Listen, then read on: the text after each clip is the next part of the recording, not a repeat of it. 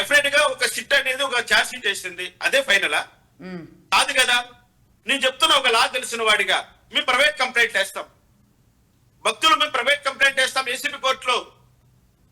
అసలు ధర్మారెడ్డిని ఎందుకు మీరు విచారణ చేయలేదు, ఎందుకు ముద్దాయిగా చేర్చలేదు? మేము ముద్దాయిగా చేరుస్తాం ధర్మారెడ్డిని ప్రైవేట్ వేస్తారా మీరు? మేము మేము కరుణాకర్ రెడ్డి ముద్దాయిగా చేరుస్తాం ఛార్జ్ షీట్ లో.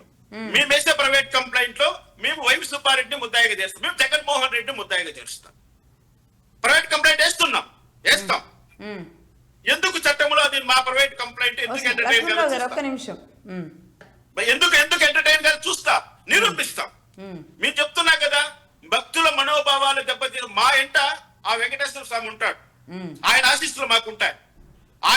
ఆయన నమ్ముకొని మేము ప్రైవేట్ కంప్లైంట్ వేస్తామండి ఏసీబీ కోర్టులో. వీళ్ళ నలుగురిని మేము ముద్దాయిలుగా చేసి మేము ప్రైవేట్ కంప్లైంట్ వేస్తాం. వీళ్ళ నలుగురు ముద్దాయిలుగా లేకపోతే ఆ విచారణ అవసరం లేదండి. స్వామివారి తరపున కంప్లైంట్ ఇది, స్వామివారి తరపున కంప్లైంటా, భక్తుల తరపున కంప్లైంటా? స్వామివారు అన్న వారు కూడా లా ప్రకారం ఆయన పర్సనే.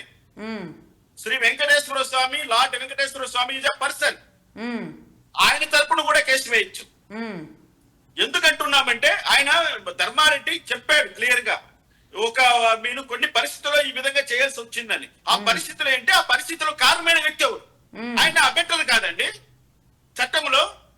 నేరం చేసిన వాడేనా, నేరం చేయించిన వాడు నేరస్తుడు కాదా? ఇప్పుడు మన లక్ష్మణరావు గారు అంటున్నారు కోర్టు తీర్పు ఇచ్చినప్పుడు కదా, అబ్బా సార్ మీరు మీ జగన్మోహన్ రెడ్డి కేసులో 12 సంవత్సరాల నుంచి తీర్పు రావు, మాకు తెలుసు. ఎందుకంటే మేము అంటున్నాం ఢిల్లీలో ఉన్న పెద్దలు ఆశీస్సులు మీ మీద ఉన్నంత వరకు మీకు ఏమీ కాదు, మీ పైన ఈగ కూడా వాళ్ళకు. చంద్రబాబు నాయుడు ఏమీ చేయలేడు, పవన్ కళ్యాణ్ ఏమీ చేయలేడు, చివరకు ఆ వెంకటేశ్వర స్వామి కూడా ఏమీ చేయలేడు. క్షమించారు. ఎందుకంటే మీకున్న పవర్ అటువంటిది. ఢిల్లీలో మీరు ఏ విధమైన చక్రాలు తిప్పుతారో మాకందరికీ తెలుసు. అది సుప్రీంకోర్టా, అది పార్లమెంటా, లేకపోతే అది ఒక హోమ్ మినిస్టర్ పేసినా అనేది మీకు అవసరం లేదు. మీరు ఎక్కడైనా ఏమైనా చేయగలరు, చేస్తున్నారు, ప్రజలు చూస్తున్నారు. మేమందరం కూడా అలా ఏమి చేయలేని నిస్సహాయ స్థితిలో ఉండిపోయాం. కానీ ప్రయత్నం చేస్తాం. ఈ విషయంలో మాత్రం భగవంతుడికి అన్యాయం జరిగిన ఈ విషయంలో మాత్రం మేము మా ప్రయత్నం చేస్తాం. ప్రైవేట్ కంప్లైంట్ వేస్తాం, వీళ్ళందరినీ ముద్దాయిగా చేరుస్తాం. విచారణ ఏ విధంగా ఉండబోతుందో చూపిస్తాం. ఇందులో మీరు అన్నట్లుగా ల్యాబ్ రిపోర్ట్ ఈ రోజు అయితే చెప్తున్నారో గుజరాత్ నుంచి వచ్చినట్టు ల్యాబ్ రిపోర్టు సస్టైన్ కాదు.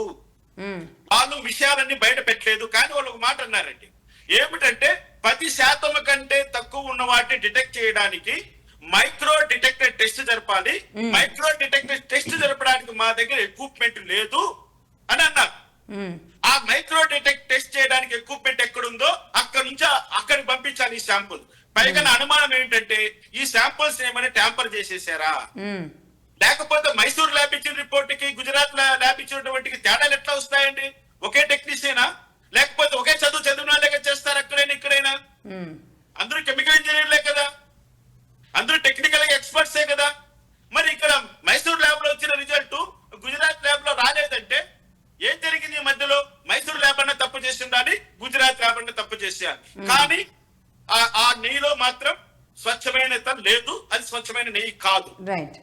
అందులో animal fat, vegetable fat, Lakshmanarao గారు ఏదో మాట్లాడాలంటున్నారు.